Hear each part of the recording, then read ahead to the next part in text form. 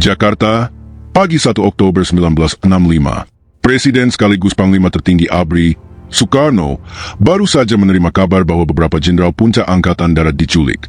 Situasi genting, informasi simpang siur, dan semua mata tertuju pada markas Kostrad di Jalan Merdeka Timur. Namun di sana, seorang jenderal lapangan bernama Soeharto justru membuat langkah yang akan mengubah arah sejarah Indonesia, bukan dengan menunggu perintah presiden, melainkan dengan menantangnya secara terbuka. Ini adalah cerita yang jarang diungkap, Gestok, Gerakan 1 Oktober. Kudeta yang tidak pernah masuk buku pelajaran. Pastikan kalian tonton sampai akhir, karena kita akan membongkar langkah demi langkah bagaimana Soeharto mengamankan kekuasaan dalam waktu kurang dari 24 jam. Tekan tombol subscribe sekarang, biar kalian gak ketinggalan pembahasan sejarah yang gak diajarkan di sekolah.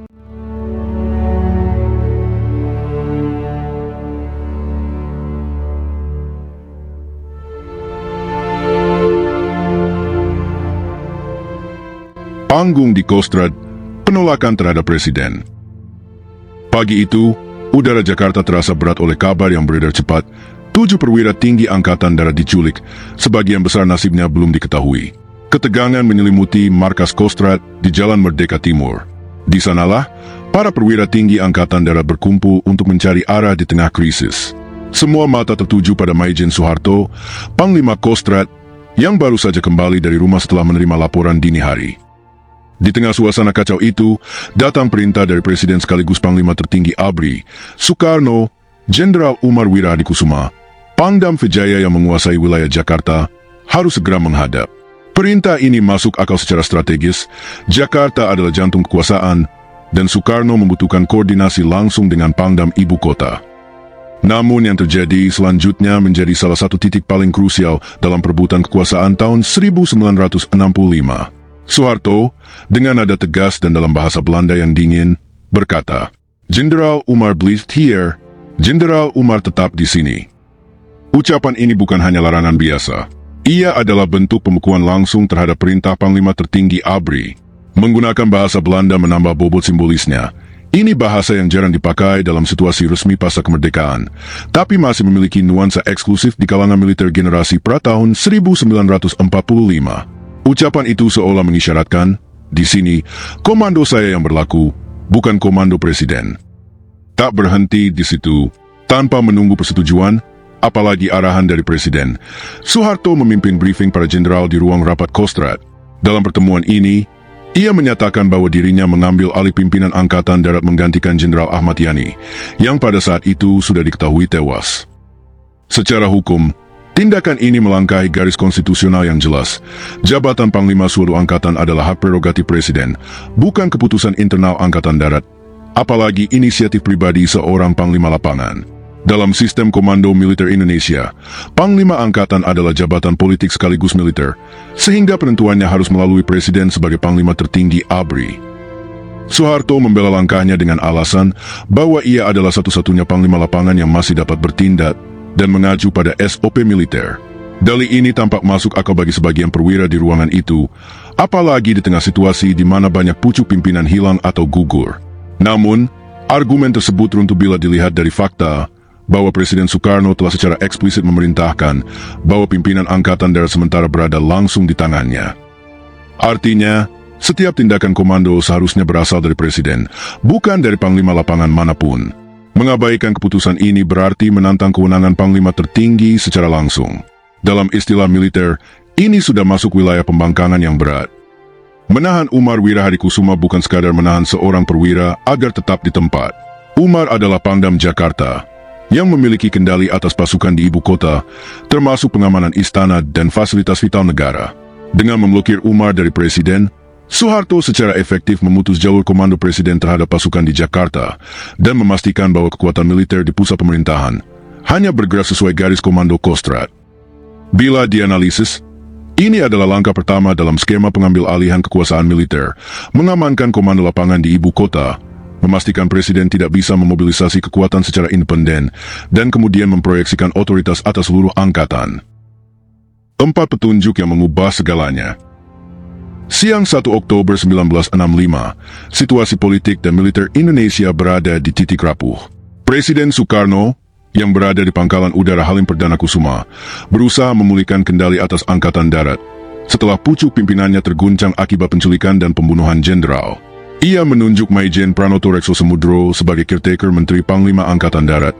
Keputusan sah secara konstitusional karena Soekarno adalah Panglima tertinggi ABRI.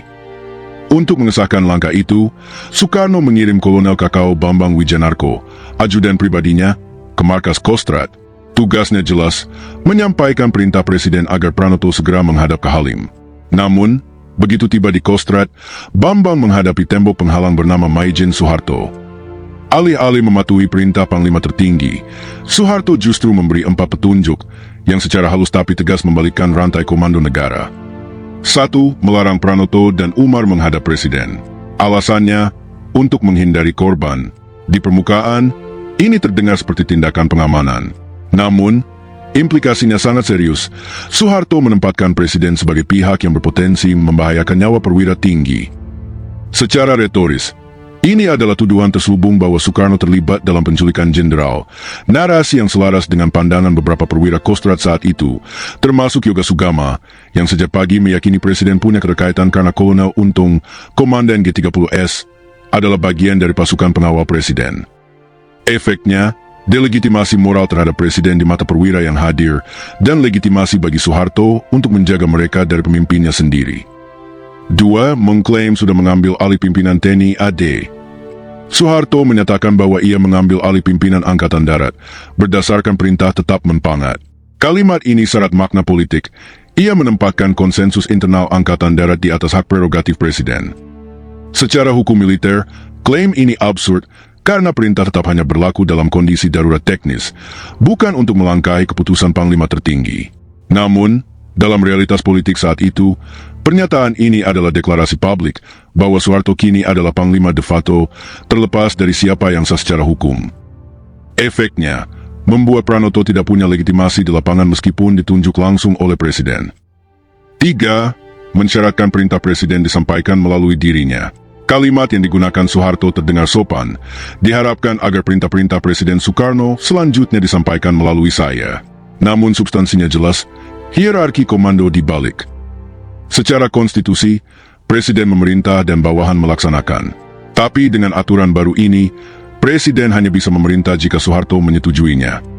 Efeknya, Presiden kehilangan kontrol langsung terhadap Angkatan Darat, bahkan terhadap perwira-perwira yang loyal kepadanya. 4. Memerintahkan Presiden meninggalkan Halim. Petunjuk terakhir paling dramatis, Soeharto menginstruksikan Bambang untuk membawa Presiden keluar dari Halim dengan alasan Kostrad akan membersihkan pasukan pendukung G30S sebelum tengah malam. Ini adalah instruksi dari seorang bawahan kepada atasan tertinggi negara, situasi yang secara militer dan politik tidak normal. Padahal, Soekarno sebelumnya telah memerintahkan Brigjen Suparjo menghentikan operasi militer di Halim. Efeknya, menempatkan Presiden di posisi defensif, bahkan terancam, di wilayahnya sendiri. Halim bukan lagi markas aman Presiden, tetapi target operasi Kostrad. Keempat poin ini, bila dilihat bersamaan, adalah paket pengambil alihan Komando Militer Nasional. Soeharto berhasil menahan perwira kunci agar tidak berkoordinasi langsung dengan Presiden, menetapkan dirinya sebagai pemegang otoritas tertinggi Angkatan Darat, mengatur jalur komunikasi Presiden dengan militer, mengendalikan pergerakan fisik Presiden demi rencana operasi Kostrad. Dan semua ini terjadi dalam satu hari. Pada saat yang sama, 2 operasi militer berjalan paralel, G30S yang dijalankan Untung, Latif, dan Suparjo. Gestok, Gerakan 1 Oktober, yang dijalankan Soeharto bersama Yoga Sugama dan Ali Murtopo. Gestok bergerak lebih cepat, memanfaatkan kekosongan komando, dan dalam waktu kurang dari 24 jam berhasil menempatkan Soeharto sebagai pengendali Angkatan Darat, sekaligus memojokkan Presiden ke posisi bertahan. Gestok, kudeta yang tak pernah diakui. Bung Karno, dengan bahasa yang hati-hati namun syarat sindiran, menamai tindakan Soeharto sebagai Gestok, Gerakan 1 Oktober. Istilah ini bukan sekadar permainan kata untuk menandingi istilah G30S, melainkan penegasan bahwa ada operasi militer kedua yang berlangsung paralel. Bedanya, Gestok bukanlah gerakan misterius yang dijalankan oleh perwira menengah atau pasukan terbatas, melainkan operasi yang dipimpin langsung oleh perwira tinggi dengan posisi strategis di jantung Komando Angkatan Darat. Bagi Bung Karno, Kecepatan, presisi, dan keberanian Soeharto untuk melangkahi prosedur bukanlah tanda refleks heroik, tetapi sinyal adanya prarencana. Dari sudut pandangnya, peristiwa ini terlalu rapi untuk disebut spontan. Perintah-perintah strategis dikeluarkan dengan kejelasan yang jarang terjadi dalam situasi kacau. Kontak antar pos komando berjalan mulus. Perwira-perwira kunci seperti Yoga Sugama dan Ali Murtopo bergerak, seakan mereka sudah memegang peta jalan yang disepakati jauh sebelum Fajar 1 Oktober. Yang lebih mencolok lagi adalah perubahan mendadak dalam distribusi kekuasaan. Hanya dalam hitungan jam setelah Fajar berdarah itu, Soeharto berhasil mengunci akses Presiden terhadap komando militer, mengonsolidasikan dukungan internal Angkatan Darat, menempatkan Halim sebagai wilayah target yang harus diisolasi, bahkan diancam untuk diserbu. Disinilah titik baliknya. 1 Oktober 1965 bukan hanya hari G30S, tetapi juga hari kelahiran kekuasaan Soeharto. Secara de facto, ia menjadi orang paling berpengaruh di Republik ini, meskipun secara de jure Bung Karno masih memegang jabatan presiden.